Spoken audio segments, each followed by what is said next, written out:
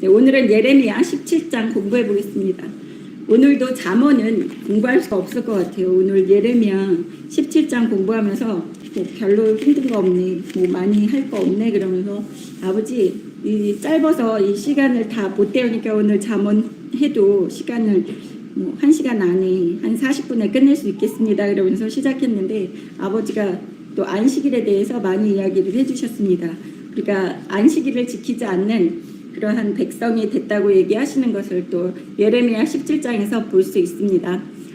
예레미야 17장 1절 유다의 죄는 금강석 끝 철필로 기록되되 그들의 마음판과 그들의 제단뿔에 새겨졌거늘. 네, 여기에서 유다의 죄 그러면 남이스라엘을 이야기하는 것이죠. 남이스라엘이 망하기 전에 예레미야라는 선지자가 유다의 죄에 대해서 이야기를 하고 하나님께서 말씀하시는 모든 것을 유다 지파인 그 백성들에게 다 이야기를 하는 이 모습에서 여기에서 뭐라 그럽니까? 죄를 금강석 끝 철필로 기록되되, 그러니까 절대 지워지지 않게 돌판 위에 새기라는 거예요. 그들의 죄를. 고대에는 이렇게 돌판에다가 글을 쓰기는 했습니다. 근데 하나님께서 여기에다가 돌판에다가 그들의 죄를 기록해라, 이거는 하나님 아버지 마음판에도 그렇게 깊이 아버지 마음의 상처를 받으셨다는 내용이에요. 그들의 죄가 얼마나 하나님 앞에 크나큰 죄인지를 이야기하는 것이 철필로 기록하라고 이야기하는 겁니다. 2절 보겠습니다. 그들의 자녀가 높은 언덕 위 푸른 나무 곁에 있는 그 제단들과 아세라들을 생각하도다. 네, 2절에 보시면 아주 재미있는 이야기가 있어요. 그들의 자녀라고 그래요. 하나님 아버지께서는 항상 선택된 이스라엘 백성들을 내 백성 내 백성이라고 그랬는데 이제 유다의 지파를 남이스라엘을 이야기하면서 그들의 자녀라고 그래요. 유다 지파의 자녀라고 그러지 하나님 아버지의 백성들이라고 얘기를 안 해요. 내 백성들이라고 얘기를 안 하시는 거예요. 그럼 지금 현재를 살고 있는 대한민국의 아버지의 자녀라고 하는 사람들에게도 이렇게 얘기하시는 거예요. 내 자녀라고 얘기하시지 않습니다. 그들의 후손들이라고 얘기를 할 거예요. 그 자녀들이라고. 우리의 선조들이 대한민국을 건국한, 그리고 이 대한민국에 말씀의 씨앗을 뿌려서 복음이 전파되게끔 한 우리의 조상들, 믿음의 조상들, 대한민국의 그 사람들의 자녀들이라고 그러지 아버지가 내 자녀라고 얘기 안 하신다고 보면 됩니다. 그래서 아버지가 이제 유다 백성들, 이스라엘 백성들을 버리셨다는 것을 2절의 첫 번째 단어를 보면서도 알 수 있어요. 그들의 자녀, 내 자녀가 아니라는 뜻입니다. 죄를 너무 지었기 때문에. 높은 언덕 위 푸른 나무 곁에 있는 그 제단들과 아세라들을 생각하는도다. 콩밭에 가 있다는 거예요. 말로는 나를 섬기고 나에게 경배한다고 형식적인 거는 다 하면서 생각은 콩밭에 가서 우상 숭배를 하고 있는 이 유다 백성들을 볼 수 있습니다. 유다 백성, 남이스라엘이죠. 그러니까 남한을 이야기하는 겁니다. 대한민국도. 겉모습은 하나님 아버지의 자녀라 그러면서 예수를 잘 섬기는 것처럼 하면서 모든 대부분의 대한민국의 사람들이 아버지를 섬기고 아버지께 경배하는 것에서는 관심이 없고 자신이 좋아하는 것, 또 자신의 우상들을 만들어 놓고 그것에만 관심이 있고 신경이 온통 거기에 쏠려 있다는 거예요. 3절 보시겠습니다. 들에 있는 나의 산아, 네 온 영토의 죄로 말미암아 내가 네 재산과 네 모든 보물과 산당들로 노략을 당하게 하리라. 근데 우리나라 경제가 어려워지면서 전 세계 투자자들한테 건물이 다 매매가 되고 했었던 것을 기억하실 수 있습니다. 그게 IMF 때죠. 그때 우리나라의 경제가 얼마나 쫄딱 망했는지 대부분의 좋은 빌딩들이나 이런 기업들이 해외 그 자산가들한테 많이 팔렸어요. 그것처럼 여기에서 하나님께서 얘기하십니다. 네 재산과 네 모든 보물과 산당들로 노략을 당하게 하리니. 요새 세상에는 이렇게 노략하고 그럴 수가 없잖아요. 지금 문명사회라고 하다 보니까 이렇게 오르니까 폭망해서 우리에게 주시는 그러한 축복을 하나님께서 거두신다는 이야기가 또 3절에서 나오고 있습니다. 저번 시간에서만 이야기하는 게 아니에요. 나의 산 내 온 영토. 그러니까 하나님께서 선택하고 하나님께서 내 거라고 찜해 놓으신 그 백성들과 하나님의 모든 땅이 다 더럽혀졌기 때문에 하나님이 거기에 있는 모든 것을 노략질 당하게 만든다고 하시는 거예요. 대한민국이 이제 경제적으로 폭망한다는 거 다시 얘기하시고 계십니다. 4절 보겠습니다. 내가 너에게 준 네 기업에서 네 손을 뗄 것이며 또 내가 너로 하여금 너를 알지 못하는 땅에서 네 원수를 섬기게 하리니 이는 너희가 내 노를 맹렬하게 하여 영원히 타는 불을 일으켰습니다. 네, 하나님의 진노하시면 뭐가 일어난다고요? 불이 일어난다는 거예요. 진노를 불로 이야기하죠. 유황불이라는 것입니다. 지옥과 같은 삶을 살게 되는 이러한 유다 백성들을 볼 수 있어요. 남이스라엘 사람들을. 우리에게도 마찬가지인 거예요. 네 기업에서 내 손을 뗄 것이며, 그러니까 4절 보십시오. 하나님께서 주신 그 축복의 땅에서 우리가 먹고 살고 우리가 하고 있는 모든 것들을 하나님께서 축복하시지 않기 때문에 우리의 손에서 다 떠나가게끔 만들다고 하시는 거예요. 축복이 끊긴다는 이야기입니다. 그리고 알지 못하는 땅에서 네 원수를 섬기게 하리라. 속국으로 살 수밖에 없겠죠. 뭐 경제 속국으로 될 수도 있고.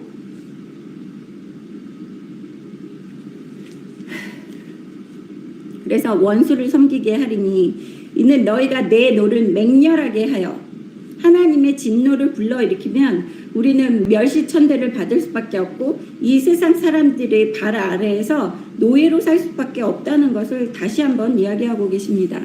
5절 보시겠습니다. 여호와께서 이와 같이 말씀하시니라. 무릇 사람을 믿으며 육신으로 그의 힘을 삼고 마음이 여호와에게서 떠난 그 사람은 저주를 받을 것이라. 네, 5절에 여기에서는 악인에 대해서 이야기를 하는 겁니다. 5절은 악인이 어떤 사람이 악인이고 6절에서는 그 악인은 어떠한 저주를 받는지를 하나님께서 이야기를 하고 계십니다. 5절에서는 뭐라 그래요? 무릇 사람을 믿으며, 지금 대한민국에 예수 믿는다고 하는 사람들 우리나라를 변화시켜 보겠다고 누구를 믿고 있죠? 어떤 목사 믿고 있어요. 사람을 믿습니다. 지금 당을 믿어요. 뭐 야당을 믿으면서 그 야당 사람들을 믿고 의지하고 있습니다. 하나님을 믿지 않는 거예요. 그래서 제가 항상 이야기하는 거, 사람 믿지 말라고, 나도 믿지 말고 목사 믿지 말고 그 누구도 믿지 말라고, 우리 자신도 못 믿는다고. 그래서 하나님께서 죄라고 얘기하시는 게 뭐예요? 사람을 믿는 것도 악인이라는 거예요. 여러분, 사람 믿지 마십시오. 밑줄 치세요. 사람을 믿으며 육신으로 그의 힘을 삼고 자신이 갖고 있는 힘에 의지하는 거예요. 머릿수, 쪽수, 내가 할 수 있어. 우리의 힘으로 변화할 수 있어. 변화될 수 있어. 변화시킬 수 있어. 나라를 깨끗이 청소할 수 있어. 이런 거 다 우리의 힘에 의지하는 거예요. 그것도 악인이라고 얘기하시는 것을 볼 수 있어요. 사람들은 성경을 깊이 읽지 않으면 그것이 죄인지를 모릅니다. 근데 그게 제일 큰 죄예요. 하나님을 의지하지 않는 게 제일 큰 죄입니다. 그것을 모르는 게 문제라는 거예요. 그러니까 가짜 자녀라는 거죠. 아버지가 어떤 거를 좋아하시고 싫어하시는지를 모른다면 가짜 자녀입니다. 아버지랑 같이 살아본 적이 없기 때문에. 예? 옆집에 사는 애는 내 아버지랑 살아본 적이 없어요. 그러면서 내 아버지의 자녀라고 얘기하는 거예요. 어이가 없는 거죠. 아버지는 이렇게 하지 말라 그러는데 내 아버지는 분명 이렇게 하지 말라 그러는데 옆집의 애는 내 아버지의 자녀라고 하면서 이상한 짓거리를 한다는 겁니다. 그래서 알려줘도 그들은 고집불통이에요. 알지도 못하는, 무식해서 망해가는 사람들입니다. 남에게 이용만 당하고 있는 사람들입니다. 그 악인들은 어떻게 되는지 6절에 보시겠습니다.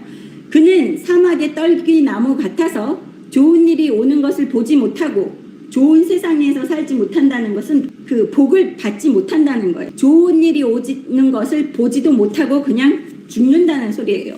광야, 건조한 곳. 두 번째는 보시면 그는 사막의 떨기나무 같아서 좋은 일이 오는 것을 보지 못하고, 사막의 떨기나무라는 것은 겨우 목숨을 부지하는 그러한 사람을 이야기하는 거예요. 사막의 떨기나무는 물이 공급되지가 않기 때문에 오늘 말라 죽을까 내일 말라 죽을까 걱정하는 것이 사막에서 자라는 나무들입니다. 그래서 그 사람, 악인의 삶은 이렇게 공고하다는 거예요. 좋은 일도 오는 것도 없고, 광야, 건조한 곳, 건건한 땅, 사람이 살지 않는 땅에 살리라. 얼마나 피폐한 삶을 사는지를 알 수 있습니다.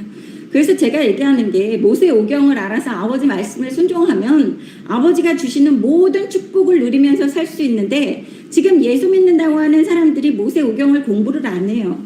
그래서 아버지가 무엇을 기뻐하시는지를 모르기 때문에 육신을 입고 사는 동안에 있는 고생 없는 고생 다 하다가 죽기 전에 예수 보혈에만 의지해서 천국 가겠다는 거는 마찬가지예요. 물론 예수 보혈에 의지해서 진짜 회개하면, 정말 뉘우치면, 회개하면 정말 회개하는 사람도 별로 없어요.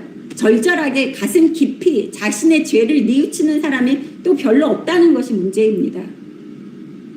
그래서 아버지의 자녀라고 그러면서 이 세상을 살면서 축복이 없다는 것은, 그것은 아버지가 기뻐하시지 않는다는 거나 마찬가지예요. 물론 그 사람이 죄의 대가를 치르고 있을 수 있습니다. 그래도 여러 가지 면을 둘러볼 때에 한 가지라도 축복받는 게 있어요. 재물의 축복이 있다든지, 아니면 자손의 축복이 있다든지, 아니면 그 사람이 건강하다든지, 아니면 머리가 똑똑하든지, 그 아버지가 주시는 한 가지의 축복은 꼭 나타나게 돼 있습니다. 죄의 대가를 치러야지 돼서 다른 축복은 없다고 그래도. 7절 보겠습니다. 하나님을 의지하는 사람, 즉 의인에 대해서 또 의인은 어떤 사람이 의인인지를 이야기하고 있는 모습입니다. 그러나 무릇 여호와를 의지하며, 여호와를 의지한다는 것은 믿는 거죠. 하나님을 믿는 그 믿음. 지금 예수를 믿는다고 하는 사람들, 아버지 의지하지 않는 사람들이 너무 많아요. 자신의 힘을 의지합니다. 여기 5절에서 나오면 육신으로 그의 힘을 삼고, 그들의 육신으로 힘을 삼고 있는 것이 사람들이 지금 하고 있는 거예요. 근데 말로는 하나님 의지한다고 그러죠. 여호와를 의뢰한다. 하나님을 의지하는 거예요. 하나님을 믿고 의지하는 사람은, 그 사람은 뭐를 받는다고요? 복을 받을 것이라. 성경에 복복 얘기가 계속 나온다고 제가 계속 설교에서 말씀드립니다. 구약에서 모세오경을 보면 복 얘기가 끊임없이 나와요. 그리고 저주 얘기가 끊임없이 나오는데 요즘에 교회들은 앞에 있는 모세오경 절대 안 가르쳐요. 그거를 알면 안 되니까. 그 모세오경을 알면 이 사람들이 천국에 가게 되니까 요즘에 교인들이 천국 가는 거를 방해하는 것이 목적으로 만들어진 교회처럼 보여요. 제가 보기에는. 8절 보십시오. 그는 물가에 심어진 나무가 그 뿌리를 강변에 뻗치고, 물가에 심은 나무가 그 뿌리를 강변에 뻗쳤다. 강변이라고 그러면 물이 많은 곳이에요. 물이 많다는 것은 생명수를 의미하는 것입니다. 하나님 아버지가 공급해주는 모든 축복을 그 나무는 빨아먹고 산다는 거예요. 아버지께로 오는 축복, 아버지가 주시는 축복으로 풍요로운 삶을 살 수 있다는 거 여기에서 8절에서 이야기하는 것입니다. 그리고 더위가 올라올지라도 두려워하지 아니하며, 더위라는 것은 재앙이에요. 나무 같은 거, 그런 것들은 바짝 말릴 수가 있죠. 물이 없이 떼약볕이 쨍쨍 내리쬐면 말라 죽을 수밖에 없습니다. 그렇지만 아버지가 주시는 모든 것을 공급받는 그 나무는 아무리 날씨가 더울지라도 겁내지 않고 그 잎이 청정하며 가무는 해에도 걱정 없고 결실이 그치지 아니함 같으리라.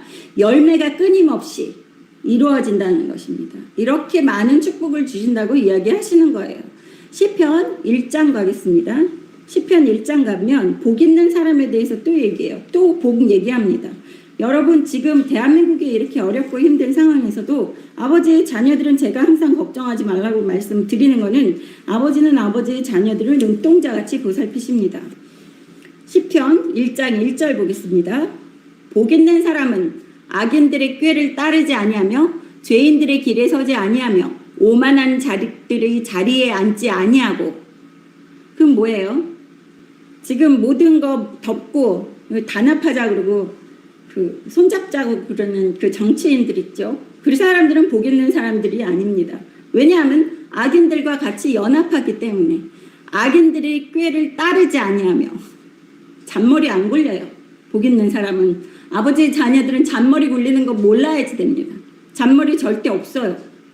죄인들의 길에 서지 아니하며, 그들이 아무리 꼬여도 죄인들과 같이 동행하는 삶을 살지 않습니다. 내 주변의 악인들과 같이 내가 지내고 악인들과 같이 연합해서 사업하고 악인들과 같이 동행한다고 그러면 여러분은 복 받을 수 있는 사람이 아니라는 것을 명심하세요. 성경에서 읽어보면 그대로 나옵니다. 내가 복을 받을 수 있는 짓거리를 하는지 아닌지. 2절 보시겠습니다. 오직 여호와의 율법을 즐거워하여 그의 율법을 주야로 묵상하는도다. 그래서 이렇게 율법이 중요해요. 근데 마귀들은, 흑암의 권세들은, 마귀 새끼들은 율법을 공부를 못하게 방해하는 것이 지금 예수 믿는다고 하는 사람들의 다니는 교회고 목사들이라는 거예요. 율법을 이제 고쳐야지 되겠대요. 예? 신학대학교에서도 교수들이 한다는 얘기가 세상이 바뀌었기 때문에 율법을 고치겠대요. 율법은 아버지 그 자체입니다. 어디서 감히 율법을 고쳐요? 재해석하재요. 인간의 돌대가리 같은 머리 생각이 들어가는 해석을 하재요. 성경은 해석하는 거 아닙니다. 절대로. 해설하는 거예요. 해설. 설명해 주는 거예요. 이해 못하는 거를. 해석은 마귀 새끼들이 하는 게 해석입니다. 율법을 즐거워하고 주야로 묵상해야지 축복이 온다는 거예요, 여러분. 그래서 제가 모세오경 읽어서 한자 올려놨다 그랬잖아요. 유튜브에 들어가셔서 동영상 아래에 낮은교회 이영숙 클릭해 보세요. 낮은교회 이영숙 클릭하면 거기에 그 메뉴를 들어가시면 재생 목록에 모세오경이 나와 있습니다. 창세기 1장부터. 여러분 모두 율법을 주야로 묵상하셔서 축복받는 여러분이 되시기를 주님의 이름으로 축원합니다. 3절 보시겠습니다. 그는 시냇가에 심은 나무가 철을 따라 열매를 맺으며 그 잎사귀가 마르지 아니함 같으니 그가 하는 모든 일이 다 형통하리로다. 네, 아버지 율법에 순종해서 살는 사람들은 축복받아서 모든 하는 일이 형통한다고 이야기하시는 것을 볼 수 있어요. 모든 일이 형통하는 삶을 살고 싶으시면 율법을 공부하시고 아버지 말씀에 죽도록 순종하세요. 여러분의 힘을 의지하지 마세요. 악인들과 같이 연합하지 마세요. 같이 서 있지도 마세요. 말 섞지도 마세요. 4절 보겠습니다. 악인들은 그렇지 아니하며 오직 바람에 나는 겨와 같도다. 악인들은 그러한 축복이 있지 않는다는 거예요. 있어도 잠시 왔다 가는 것처럼 바람에 나는 겨와 같이 그 악인들은 금방 왔다가 사라지는 그러한 겨와 같다고 그러는 거예요. 그들의 축복 또한 잠시 있어 보이고 축복이 있어 보이지만 그들의 축복은 잠시 왔다가는 겨나 마찬가지라는 것입니다. 5절 그러므로 악인들은 심판을 견디지 못하며 죄인들이 의인들의 모임에 들지 못하리로다. 아버지가 계속 까마귀 노는 곳에 백노양 하지 마라 저한테 그러신다 그랬잖아요. 몇 달 전부터. 그것처럼 여기에서 뭐라 그래요? 까마귀들은 백로가 있는 그 무리에 끼지 못한다는 거예요. 절대로. 근데 하나님 아버지 자녀라고 예수 믿는다는 사람이라고 그러면서 사랑 타령으로 악인들까지 감싸고 다 끌어안고 가겠대요. 똥들을 똥 묻혀가면서. 그러면 그 똥 묻은 사람은 백로가 있는 곳에 그 까마귀들은 다시 돌아올 수가 없다는 거예요. 여러분. 6절 보십시오. 무릇 의인들의 길은 여호와께서 인정하시나 악인들의 길은 망하리로다. 악인들 이제 곧 망할 겁니다. 근데 문제는 제가 아버지한테 항상 그러는 게 이제 더는 못 봐주겠다고. 이제 여기까지 찬 것 같아요. 그러니까 참을성이 없기는 하지만 요새는 더 여기까지 차서 정말 꼬라지가 보기 싫더라고요. 그래서 아버지한테 얘기합니다. 아버지 나 쟤네들 더 꼬라지는 보기 싫으니까 이제 빨리빨리 죽이시라고. 네, 이왕불 빨리빨리 멸망시키시고 저 대를 끊고 흔적도 없이 다 날려버리시라는 기도를 합니다. 저한테 손가락질 하셔도 할 수 없어요. 이제 저 더는 못 참겠어요. 제가. 네, 다시 가겠습니다. 예레미야 17장 9절. 제가 편집하면서도 보면 목소리가 점점 날카로워지고 카랑카랑해지고 그러는 거 보면서 아버지 보십시오. 영숙이가 이제 그 참을성이 인내의 끝이 왔습니다. 아버지 이제 더 못 참기 때문에 방방 뜨는 거 보십시오 하고 아버지한테 매번 편집하면서도 말씀드립니다. 여러분들 이해해 주십시오. 이영숙 목사가 또 못 참아가지고 또 헷가닥 하나보다. 9절 보십시오. 만물보다 거짓되고 심히 부패한 것은 마음이라 누가 능히 이를 알리오마는 나 여호와는 심장을 살피며 폐부를 시험하고 각각 그의 행위와 그의 행실대로 보응하나니. 네, 뭐라 그러십니까? 하나님께서 9절에 보시면 만물보다 거짓되고 심히 부패한 것은 뭐라고요? 마음이라는 거예요. 인간의 마음은 도저히 어느 것과 견주어서도 부패했다는 거예요. 인간의 마음을 이길 게 없어요. 더러운 거는 인간의 마음이 최고라고 여기에서 얘기하시는 것을 볼 수 있어요. 그렇지만 하나님께서는 심장을 살피며 그러한 우리의 더러운 인간의 마음을 어떤 걸로 자제해야지 돼요? 율법을 읽으면서 자제해야지 된다는 거예요. 제가 오늘도 그 얘기를 했어요, 아버지한테. 아버지, 내가 아버지만 무서워하지 않으면 내가 마음대로 하고 싶은 대로 하고 뛰쳐나가가지고 저 빨갱이들 때문에 데모하고 다니고 이리 몰리고 저리 몰리고 할 텐데 아버지 무서워서 내가 아무것도 못한다고. 그거예요, 여러분. 첫째는 아버지가 무서워서 아무것도 못합니다. 모세오경을 읽으면 아버지 두려워하는 마음이 생기는 거예요. 인간은 두려워하는 것이 없으면 인간답게 살 수가 없는 겁니다. 여러분, 우리나라의 질서가 이렇게 잡히는 게 경찰도 있고 법이 있기 때문이에요. 법이 만약에 없다고 생각해 보세요. 노략질하고 살인하고 강도짓하고 다니는 게 인간일 거예요. 동물들은 그렇지 않습니다. 동물들은 자기 배가 부르면 더 죽이지 않아요. 근데 인간은 욕심이라는 그 마음에 더러운 부패한 게 있기 때문에 그 구절에 보세요. 심히 부패한 것은 마음이라. 그래서 욕심스러운 마음 때문에 인간들은 꼭 법이 있어야지 되는 겁니다. 근데 그 유일하게 영원한 법은, 그리고 영원히 인간을 인간답게 사람답게 살 수 있게 만드는 법은 율법이라는 거예요. 이 세상이 미쳐 돌아가고 있어서 법도 같이 미쳐 돌아가고 있는 것을 볼 수 있습니다. 하나님께서 심장을 살피신다. 그 마음을 살피시고 폐부를 살피신다는 것은, 폐부를 시험하신다는 것은, 폐부는 신장을 뜻합니다. 네, 소변을 걸러내는 거죠. 소변, 신장은 몸에 노폐물을 빼내는 곳이 신장이에요. 걸러내는 거죠. 노폐물은 걸러내고 또 안 빠져나가야지 되는 단백뇨 같은 거는 당은 못 빠져나가게끔 이렇게 그 조절을 하는 부위가 폐부, 신장이라는 것입니다. 그래서 하나님께서 그것을 시험한다 그래요. 우리의 마음을 시험하시는 것을 여기에서 이 신장의 좋고 나쁨을 판단해서 걸러내고 소변으로 내보내고 안 내보내고 하는 것을 비유로 삼아서 이렇게 얘기를 하고 계시는 것입니다. 그래서 시험을 하는데 아버지의 말씀, 모세오경, 율법을 알면 아버지가 두렵기 때문에 죄를 안 지으면 그 행위가 선한 행위이기 때문에 그 행실대로 열매를 맺는다고 여기에서 그 8절에 나온 것처럼 축복을 받고 복을 받고 열매를 끊임없이 맺는다고 이야기하시는 거고, 만약에 그 악을 행하고 율법에 상관하지 않고 아버지 말씀에 순종하시지 않는다고 한다면 여기 6절에 나오는 모든 저주가 임한다고 이야기하시는 거예요. 11절 보겠습니다. 불의로 치부하는 자는 자고새가 낳지 아니한 알을 품은 같아서 그의 중년에 그것이 떠나겠고 마침내 어리석은 자가 되리라. 네, 악인들이 모아놓은 그 모든 것들, 좋다고 자기네들이 모아놓은 그 모든 것들은 어떻다고요? 자고새가 낳지 아니한 알을 품은 같아서, 자기 자식이 아닌데 그것도 모르고 알을 품어서 키우는 그 자고새에 비유하는 거예요. 그것이 영원할 수가 없다는 것입니다. 자고새의 알을 품어서 키워놓으면 그것이 날아가서 그 사람의 결과로 열매로 맺어지지 않는 그 어리석은 자처럼 그들의 수고는 헛된 것이라고 이야기하는 것입니다. 12절 보겠습니다. 12절부터는 이 예레미야가 하나님 앞에 기도하는 이 모습입니다.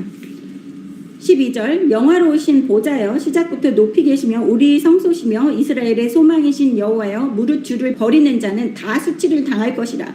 무릇 여호와를 떠나는 자는 흙에 기록이 되오리니 이는 생수의 근원이신 여호와를 버림이니이다. 네, 12절 보시면 하나님을 찬송하는 예레미야를 볼 수 있어요.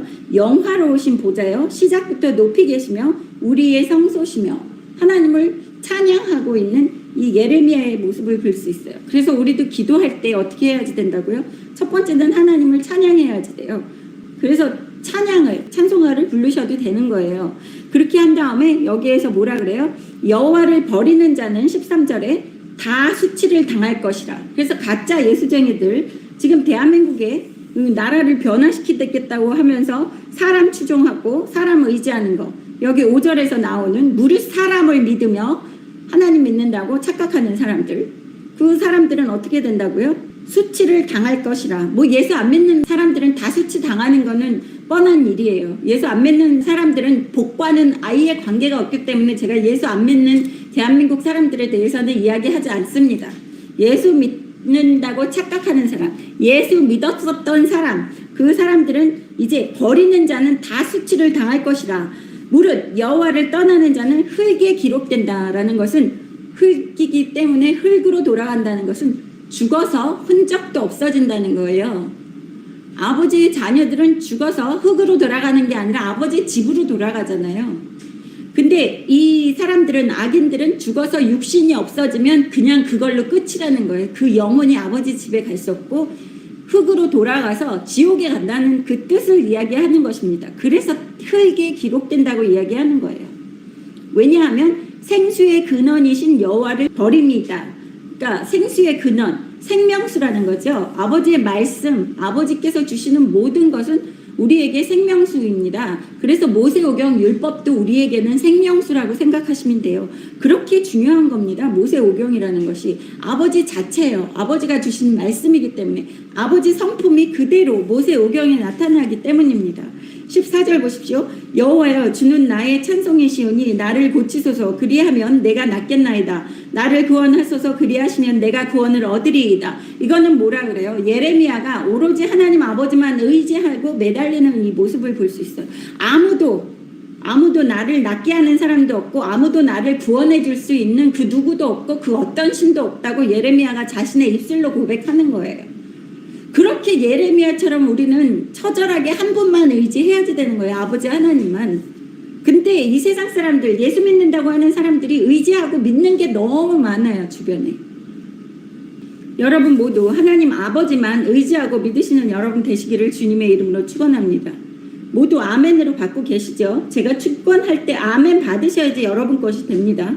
그리고 제가 이렇게 축복하는 이야기하는 거 그냥 말로만 생각하지 마세요.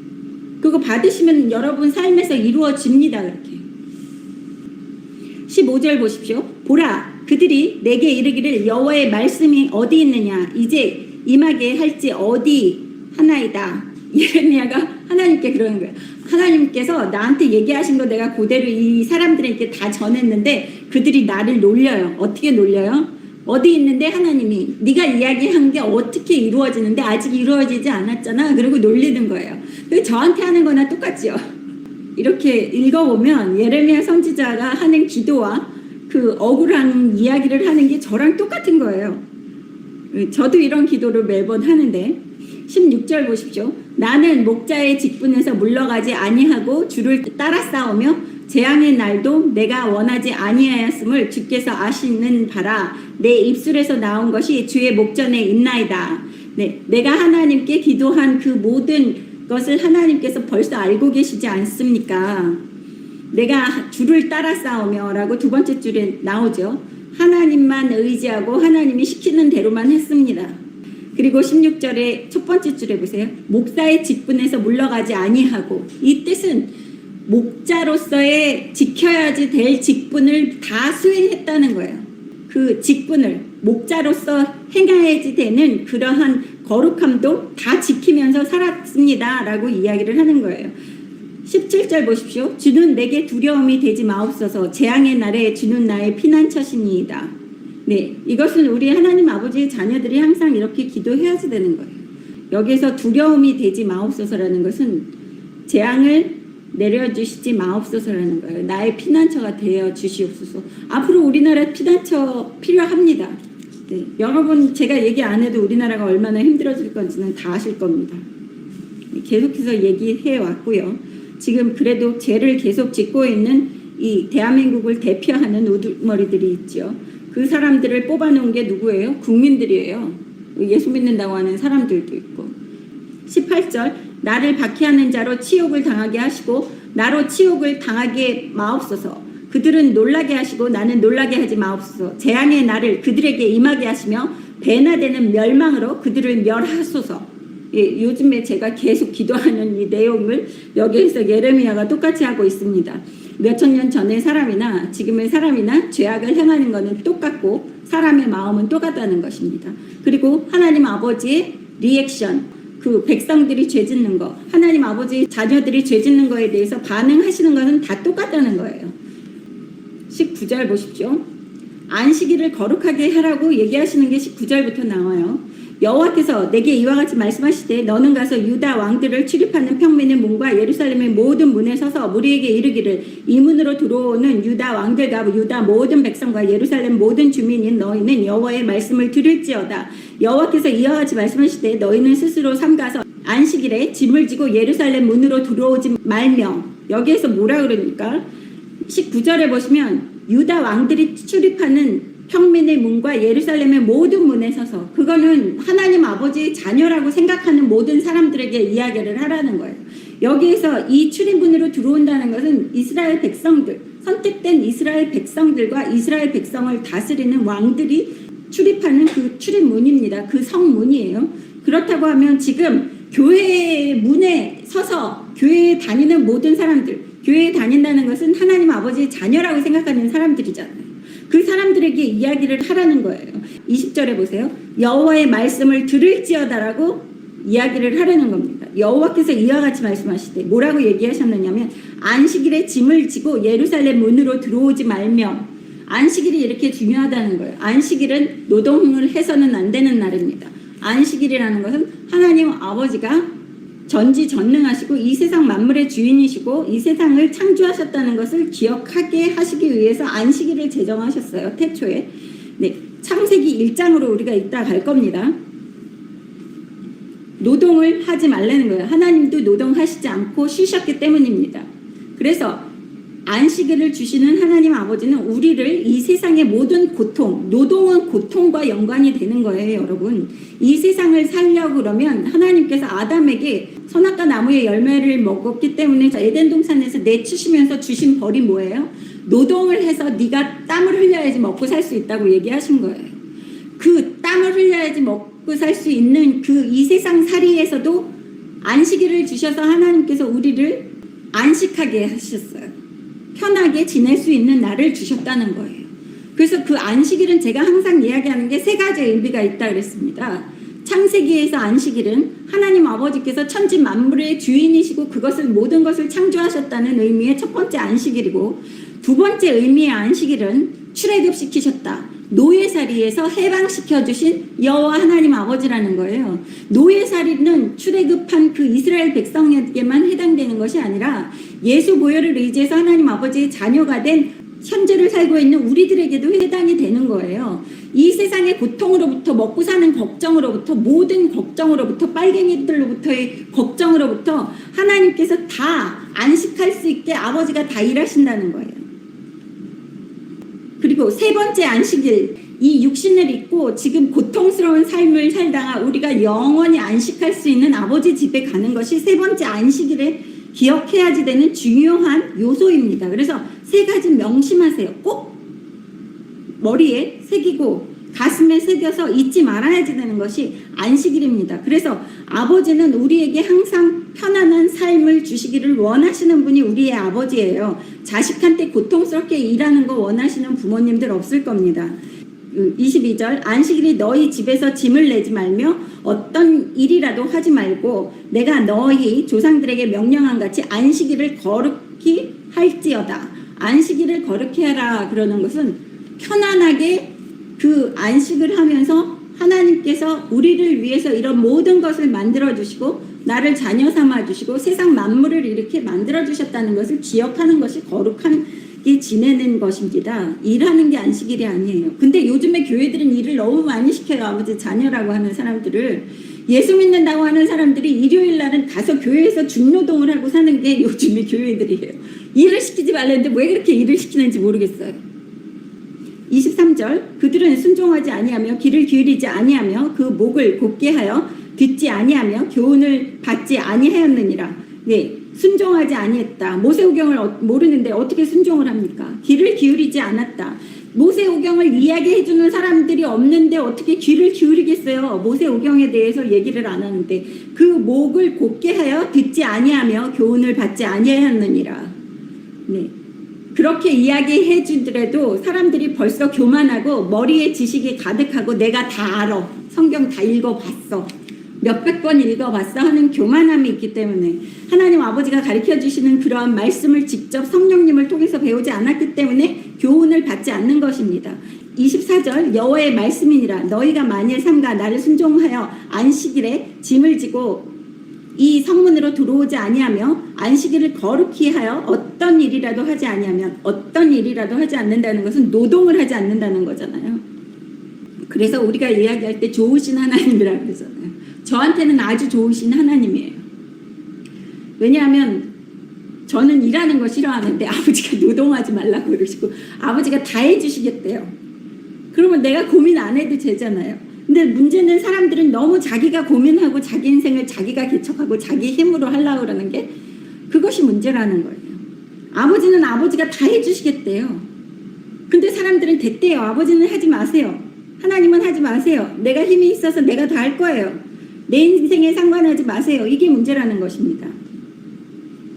25절 다윗의 왕위에 앉아있는 왕들과 고관들이 병거와 말을 타고 이 성문으로 들어오되 그들과 유다 모든 백성과 예루살렘 주민이 함께 그리할 것이요 이 성은 영원히 있을 것이며 하나님께서 영원한 축복을 내려주시고 영원히 안정되게 살 수 있도록 영원한 복과 번영을 주신다고 이야기하시는 게 24절과 25절에 나오는 말씀입니다. 26절 사람들이 유다 성읍들과 예루살렘에 둘린 곳들과 베냐민 땅과 평지와 산지와 네겝으로부터 와서 번제와 희생과 소제와 유황과 감사 제물을 여호와의 성전에 가져오려니와 네, 감사의 표시를 하나님께 늘 드려야지 되는 게 하나님 아버지의 자녀들이 해야지 되는 일이에요. 늘 감사하는 마음을 잊어서는 안 된다고 여기 26절에 나오고 있습니다. 제가 맨날 하는 설교를 여기에서 또 함축해서 또 한 번 이야기하시는 거예요. 아버지는 계속 잔소리쟁이라고 제가 얘기를 하는데 아버지는 한 얘기 또 하고 한 얘기 또 하고 하세요. 그래도 우리 인간들은 한 얘기 또 하고 한 얘기 또 하고 잔소리를 들어도 기억을 못하는 것이 인간들입니다. 27절 그러나 만일 너희가 나를 순종하지 아니하고 안식일을 거룩되게 아니하여 안식일에 짐을 지고 예루살렘 문으로 들어오면 내가 성문에 불을 놓아 예루살렘 궁전을 삼키게 하리니 그 불이 꺼지지 아니하리라 하셨다 할지니라 하시니라. 뭐라 그래요? 안식일에 일을 하면 노동을 하면 여기에서 짐이라고 그러잖아요. 짐을 지고 예루살렘 문으로 들어온다는 것은 여러분 안식일에는 내 고민도 하지 말라는 거예요. 아버지께 다 맡기라는 거예요. 여러분이 갖고 있는 고민, 사업이 잘 된다 안 된다, 뭐 손님이 줄었다 안 줄었다, 뭐 영업하시는 분들 뭐 이런 생각까지도 나의 생각, 내 어깨에 무거운 짐들까지도 하나도 생각하지 말고 오로지 하나님께 기뻐하는 마음으로 아버지께 감사하는 마음으로 지내고 기뻐하며 즐거워하는 것이 안식일의 기본 의미입니다. 안식일이라고 그래서 뭐 엘리베이터 손가락으로 눌러서도 안 되고 이건 노동이 아니에요. 여러분 노동을 하지 말라는 거예요. 근심 걱정하지 말라는 것입니다. 오늘 안식일에 대해서는 너무너무 많이 있는데 지금 빨리빨리 가서 읽어보겠습니다. 창세기 1장 빨리 읽겠습니다. 태초에 하나님이 천지를 창조하시니라. 땅이 혼돈하고 공허하며 흑암이 깊음 위에 있고 하나님은 영은 수면 위에 운행하시니라. 하나님이 이르시되 빛이 있으라 하시니 빛이 있었고 빛이 하나님이 보시기에 좋았더라. 하나님이 빛과 어둠을 나누사 하나님이 빛을 낮이라 부르시고 어둠을 밤이라 부르시니라. 저녁이 되고 아침이 되니 이는 첫째 날이니라. 많은 사람들이 빛은 하나님에 속했다 그래서 어둠은 하나님께 아니라고 생각하시는 분이 있어요. 근데 하나님께서 여기에서 2절에 보시면 땅이 혼돈하고 공허하고 흑암이 깊음 위에 있고 하나님의 영은 수면 위에 운행하신다. 그러면 하나님은 모든 것을 주무르고 모든 것을 하나님께서 주관하시는 분이라는 것은 여기에 알 수 있는 것입니다. 그래서 빛이든 어둠이든 하나님께서 다 주관하시는 거예요. 그래서 하나님이 빛으로 나누시고 어둠으로 나누셨는데 그 빛을 하나님이 이야기하시는 것은 아버지의 자녀들은 빛의 길에서 다니라는 거예요. 아버지가 기뻐하시는 길이 빛의 길이기 때문이에요. 어둠의 길도 하나님께서 다 주관하시고 이 세상 만물의 주인이시기 때문에 흑암의 권세들까지도 우리를 시험할 때는 아버지의 허락이 있어야지 된다는 것을 제가 이야기를 했었습니다. 네, 2장 오겠습니다. 창세기 2장 1절 천지와 만물이 다 이루어진다. 하나님이 그가 하시던 일을 일곱째 날에 마치시니 그가 하시던 모든 일을 그치고 일곱째 날에 안식하시니라.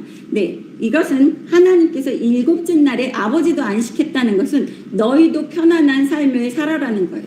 그리고 6일 동안은 하나님께서 이 세상 모든 것을 창조하셨다는 것입니다. 그것은 이 세상의 모든 일을 하시는 분은 하나님이라는 거예요. 여러분 삶도 여러분이 일해서 만드시는 게 아니라는 거예요. 여러분의 육신에 의지하지 말라고 예레미야에서 아까 얘기했잖아요. 사람도 믿지 말고. 그것은 아버지가 주인이시고 모든 거 만들어 놓으시고 일을 하시는 분은 아버지고 우리는 안식일을 기억하면 됩니다, 여러분. 왜 그렇게 일하는 거 좋아하세요, 다들? 저는 일하는 거 싫어합니다.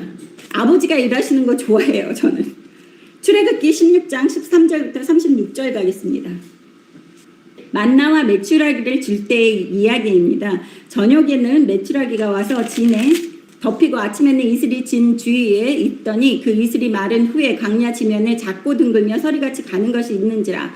이스라엘 자손이 보고 그것이 무엇인지 알지 못하여 서로 이르되 이것이 무엇이냐 하니 모세가 그에게 이르되 이는 여호와께서 너희에게 주어 먹게 하신 양식이라. 여호와께서 이와 같이 명령하시기를 너희 각 사람은 먹을 만큼 이것을 거둘지니 곧 너희 사람 수요대로 한 사람에 한 오멜씩 거두되 각 사람이 그 장막에 있는 자들을 위하여 거둘지니라 하셨느니라. 이스라엘 자손이 그같이 하였더니 그 거둔 것이 많기도 하고 적기도 하나 오멜로 되어본즉 많이 거둔 자도 남음이 없고 적게 거둔 자도 부족함이 없이 각 사람은 먹을 만큼 거두었더라. 모세가 그들에게 이르기를 아무든지 아침까지 그것을 남겨두지 말라 하였으나 그들이 모세에게 순종하지 아니하고 더러는 아침까지 두었더니 벌레가 생기고 냄새가 난지라. 모세가 그들에게 노하니라. 이것은 무엇입니까? 먹이시는 분도 하나님 아버지라는 거예요. 여러분 만나와 메추라기를 얘기를 들으면 그냥 광야에서 먹을 게 없어서 아버지가 주셨다라는 생각만 하시는데 그 의미가 아닙니다. 여기에서 아버지께서 이야기를 하는데 너희는 먹을 만큼만 거두어 와라. 이것은 욕심을 내지 말라는 거예요. 남겨두지 말아라 라는 것은 그 사람들이 내 힘을 의지하거나 내가 저축해 놓은 내 돈이나 권력을 의지할까 봐 하나님께서 이스라엘 백성들을 이렇게 훈련하시는 거예요. 그래서 지금 현재를 살고 있는 하나님의 아버지 자녀들도 내가 무엇을 의지할 수 있는 것은 하나님께서 주시지 않는다는 거예요. 그래서 저는 재물 안 준다고 그랬잖아요. 재물을 너무 좋아하기 때문에 하나님께서 저는 재물을 안 주세요. 그때 공급해 주시는 거지 하나님께서 이렇게 쌓아놓지 못하게끔 하는 거예요. 그래서 벌레가 났다고 20절에 보십시오. 순종하지 않고 아침까지 두었더니 벌레가 생기고 냄새가 나서 모세가 그들에게 노하니라. 그것을 양식이 여유롭게 있다는 것을 의지하려고 했었던 이스라엘 백성들이 모아놨던 그 양식이 하룻밤만 지내고 자고 일어났는데 벌써 만나가 다 벌레가 나고 냄새가 나서 못 먹게 만들어 놓으신 것을 볼 수 있어요. 그래서 여러분의 삶에서 내가 무엇이 없다는 것은 그것 때문에 내가 죄를 지을 수 있는 환경이 있기 때문에 하나님께서 주시지 않는다고 하시면 됩니다. 그래서 지금 대한민국에 이렇게 이상한 상황, 어려운 상황이고 이것도 우리에게 주시는 축복이라고 알고 감사합니다. 할렐루야 받으면 하나님 아버지 자녀들은 이렇게 강변에 심은 나무처럼 끊임없이 열매를 맺게 해주신다고 예레미야에서도 나왔잖아요. 그리고 안식일에 대해서 또 이야기하는 것이 21절 계속 보겠습니다. 무리가 아침마다 각 사람은 먹을 만큼만 거두었고 햇볕이 뜨겁게 쬐면 그것이 쓰러졌더라. 여섯째 날에는 각 사람이 갑절의 식물 곧 하나에 2오멜씩 거둔지라. 회중의 모든 지도자가 와서 모세에게 알리며 모세가 그들에게 이르되 여호와께서 이같이 말씀하셨느니라. 내일은 휴일이니 여호와께 거룩한 안식일이라. 너희가 구울 것은 굽고 삶을 것은 삶고 그 나머지는 다 너희를 위하여 아침까지 간수하라. 그들이 모세의 명령대로 아침까지 간수하였으나 냄새도 나지 아니하고 벌레도 생기지 아니한지라.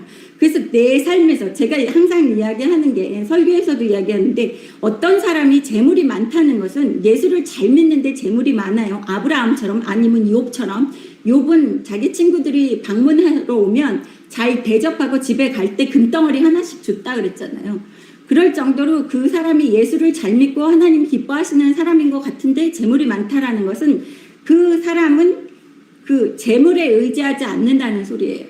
재물이 있어도 죄를 짓지 않기 때문에 재물이 많은 사람이라는 거예요. 그래서 하나님께서 아버지의 자녀들은 죄질 수 있는 환경을 차단해 놓으십니다. 그래서 이스라엘 백성들이 의지할까봐 곰팡이가 나게 했는데 안식일은 하나님께서 허락하신 거예요. 그래서 음식들을 요리해서 만들어 놨는데 그 다음날 아침에 일어났는데도 냄새도 나지 아니하고 벌레도 생기지 않게끔 만들어 놓으신 것을 여기에서 볼 수 있습니다.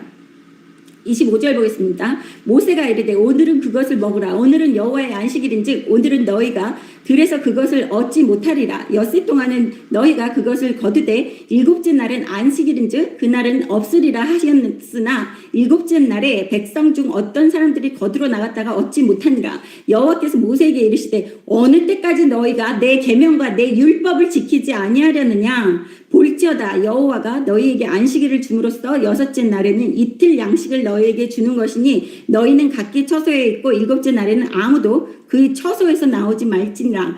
그러므로 백성이 일곱째 날에 안식하니라. 근데 아무도 처소에서 나오지 말라고 얘기한 것은 처소에서 나와서 괜히 만나와 메추라기를 찾으러 다니는 그 이상한 행동들을 하지 말라고 얘기하는 게 처소에서 나오지 말라 그러는 거예요. 그렇다고 집구석에서 나오지 못하게 했다고 안 나오시고 이러라는 게 아니라 이 이스라엘 백성들이 이때는 오락도 없었습니다. 할 게 없었어요. 백성들이 집 밖에 처소에서 나온다는 것은 일하러 나오는 것밖에 없었다는 거예요. 그래서 일하러 나오지 말아라. 그리고 만나와 메추라기는 안식일에는 없으니까 그거 주스러 돌아다니면서 하나님의 진노를 사지 말아라는 뜻에서 모세가 집 밖으로 나오지 말라고 얘기하는 것입니다. 나오지도 못하게 하니까 어떻게 해요? 만나와 메추라기 주스러 다닐 수도 없고 일하러 나올 수도 없고 짐을 지고 돌아다닐 수도 없으니까 30절에 보십시오. 백성이 일곱째 날에 안식하니라 라고 얘기하시는 거예요. 그리고 하나님께서 주심은 재물도 축적할 수 있고 하나님이 허락하신 것만 쌓을 수 있게끔 하나님께서 만들어 놓으십니다. 또 가겠습니다. 출애굽기 20장. 출애굽기 20장은 십계명이에요. 하나님 아버지께서 주시는 십계명이 안식일이 또 중요하다고 얘기하시는 것을 볼 수 있습니다. 십계명 20장 1절 하나님이 이 모든 말씀으로 말씀하여 이르시되 나는 너를 애굽 땅 종되었던 집에서 인도하여 낸 네 하나님 여호와니라. 여기에서 종되었던 집에서 인도해낸 네 하나님 여호와니라는 우리에게 해당되는 말씀입니다. 근데 우리는 애굽 땅이 아니라 이 세상의 종살이로부터 우리를 해방시켜 내어주신 분이 누굽니까? 여호와 하나님. 이스라엘 백성들은 모세를 통해서 해방시켜 주셨지만 지금 현재를 살고 있는 우리들은 예수 그리스도를 통해서 해방시켜 주신 겁니다. 그래서 우리가 지켜야 되는 것은 3절 너는 나 외에 다른 신들을 너에게 두지 말라. 너를 위하여 새긴 우상을 만들지 말고 또 위로 하늘에 있는 것이나 아래로 땅에 있는 것이나 땅 아래 물속에 있는 것 어떤 형상도 만들지 말며 그것들에게 절하지 말며 그것들을 섬기지 말라. 나 네 하나님 여호와는 질투하는 하나님인즉 나를 미워하는 자의 죄를 갚되 아버지로부터 아들에게까지 3, 4대까지 이르게 할 거니와. 명심하세요. 하나님을 두려워하셔야지 된다는 거예요.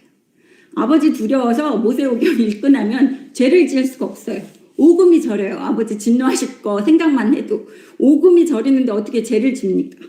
그래서 아버지로부터 아들에게까지 3, 4대에 이르기까지 하나님께서 죄를 갚으신다는 거예요. 6절 나를 사랑하고 내 계명을 지키는 자에게는 1000대까지 은혜를 베푸느니라.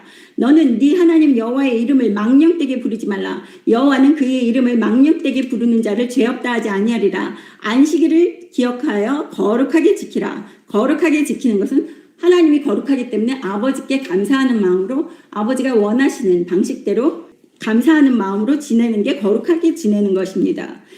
9절 엿새 동안은 힘써 네 모든 일을 행할 것이나 일곱째 날은 네 하나님 여호와의 안식일인즉 너나 네 아들이나 네 딸이나 네 남종이나 네 여종이나 네 가축이나 네 문 안에 머무는 객이라도 아무 일도 하지 말라. 아무 일 하지 말라는 거예요. 노동을 하지 말라는 것입니다. 11절 이는 엿새 동안에 나 여호와가 하늘과 땅과 바다와 그 가운데 모든 것을 만들고 일곱째 날에 쉬었습니다. 그러므로 나 여호와가 안식일을 복되게 하여 그 날을 거룩하게 하였느니라. 네, 세상 만물의 주인은 하나님이라는 것을 명심하는 날이 하루가 있다는 거야. 안식일. 근데 요즘 사람들은 세상 만물의 주인이 하나님 아버지라는 것을 기억하지 않는 것이 문제입니다. 출애굽기 31장 12절부터 17절 여기에서 안식일에 대해서 또 이야기하고 있습니다. 여호와께서 모세에게 말씀하여 이르시되 너는 이스라엘 자손에게 말하여 이르기를 너희는 나의 안식일을 지키라. 이는 나와 너희 사이에 너희 대대의 표징이니 나는 너희를 거룩하게 하는 여호와인 줄 너희가 알게 함이라. 안식일을 지키는 것이 하나님을 기억하는 것이고 하나님께 순종하는 모습이라고 이야기를 하는 것입니다. 14절 너희는 안식일을 지킬지니 이는 너희에게 거룩한 날이 됨이니라. 그 날을 더럽히는 자는 모두 죽일지며 그 날에 일하는 자는 모두 백성 중에서 그 생명이 끊어지리라. 네, 일을 하지 말라는데 요즘 교회에서는 너무 일을 많이 시켜요. 네, 15절 엿새 동안은 일할 것이나 일곱째 날은 큰 안식일이니 여호와께 거룩한 것이라. 안식일에 일하는 자는 누구든지 반드시 죽일지니라. 이같이 이스라엘 자손이 안식일을 지켜서 그것으로 대대로 영원한 언약을 삼을 것이니 이는 나와 이스라엘 자손 사이에 영원한 표징이며 나 여호와가 엿새 동안에 천지를 창조하고 일곱째 날에 일을 마치고 쉬었음이라 하라. 쉬면서 하나님 아버지가 이 세상 만물의 주인이시라는 것을 명심하고 기억하고 감사하게 생각하고 또 쉬는 날, 우리 육신을 벗고 영원히 쉬는 날, 즉 천국을 사모하라고 하는 것이 안식일입니다. 그래서 안식일이 이렇게 중요한 의미가 있다는 것을 아셔야지 됩니다. 출애굽기 34장 21절 보겠습니다. 네, 너무 많아요. 안식일에 대해서는. 근데 제가 너무 많아서 대표적인 것만 좀 추렸습니다. 출애굽기 34장 21절 보겠습니다. 너는 엿새 동안 일하고 일곱째 날에는 쉴지니 네, 밭갈 때나 거둘 때에도 쉴지며 아무리 여러분 바쁜 일이 있어도 안식일에는 절대 쉬시라는 거예요. 그날은 하나님 아버지의 날입니다.